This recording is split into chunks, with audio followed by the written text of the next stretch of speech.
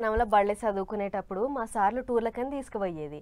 నాగార్జున సాగరు, శ్రీశైలం అసొంటి జాగలలోకి పోతే ఎప్పుడు చూడు గేట్లు మూసే ఉండేది. అది చూసిన మేము అరే గిన్ని మాటలు వచ్చినాం అయినా కూడా ఎప్పుడు మూసే ఉంటున్నాయి, ఒక్కసారి తెరిస్తే మంచిగుండు కదా అని అనుకునేటోళ్ళం.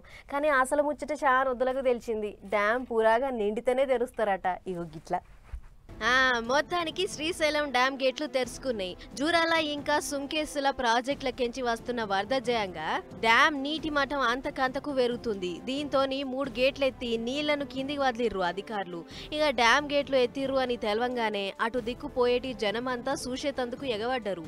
బండ్ల మీద పోయే జనమంతా ఎక్కడోళ్ళు అక్కడే రోడ్ల మీద బండ్లు నిలబెట్టి చూసుకుంటా సంబరపడ్డరు. అసలే శ్రీశైలానికి అటు పర్యాటకులు ఇటు భక్తుల తాకిడి రెండూ ఎక్కువనే ఉంటది. అసొంటి జాగల గిట్ల రోడ్ల మీద బండ్లు పెట్టి నీళ్లు విడుదల చూసేటాళ్లకు ఫుల్ ట్రాఫిక్ జామ్ అవుతుంది. కిలోమీటర్ల పొడుగుతోని రోడ్డుకు 2 దిక్కులా ఎటు చూసినా బండ్లే.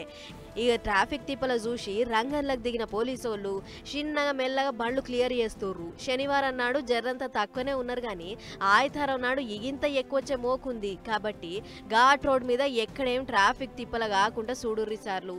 అసలే వానాకాలం చినుకులు పడి బండ్లు పట్టు తప్పుతుంటాయి.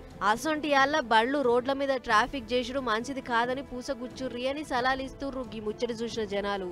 అయితే డ్యామ్ నీటి మట్టం దాదాపు నిండినట్లే అని చెప్పుకొస్తుర్రు అధికారులు.